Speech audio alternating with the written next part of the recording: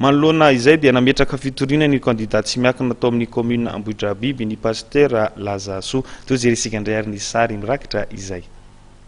Laharana faharoa no misy ny pasteur Lazaso raha ny filaharana Vonjomaika satria 70 no elanelam-bato amin'ny candidat HVM.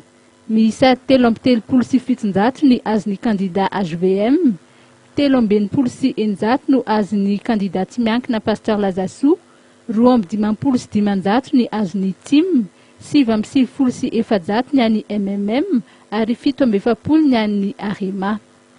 Maro ny fandikan-dalàna hita ka nahatonga ny candidat sy ny mpiaradia aminy nametraka ny raharaha any amin'ny fitsarana mahefa.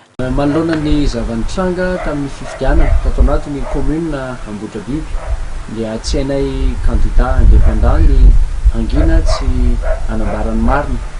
Maro ireo fandikan-dalàna izay hitanay nataon'ny candidat mpanjakana ary nandritra ny androm-pifidianana aza dia mbola tsy karitra izany.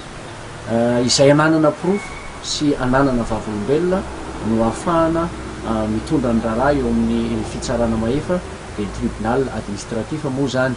Ary zany ny antony nametrahanay ny requête ka nanaovanay fangatahana ny amin'ny ijeren'izy ireo izany fandikan-dalàna zany ary ampiarana ny lalàna.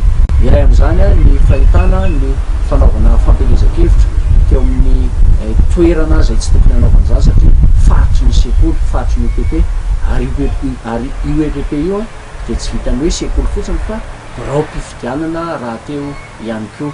Dia nisy ny fametrahana afisy teo amin'izany toerana izany manodidina izany UPP izany ny vavahadina izany UPP izany ary tamin'ny andro ny fifidianana aza dia mbola hita teo amin'ny toerana izany afisy ny candidat izany. Izay kosa nefa dia mananteny fa na eo izany rehetra izany dia ho ampiarina ny lalàna manan-kery.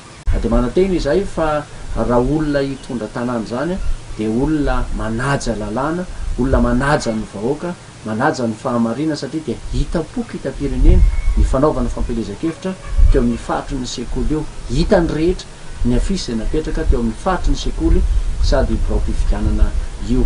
Mananteny izy ireo fa ampiatra ny lalàna manan-kery ny fanjakana raha tena vonona ampandroso ny vahoaka.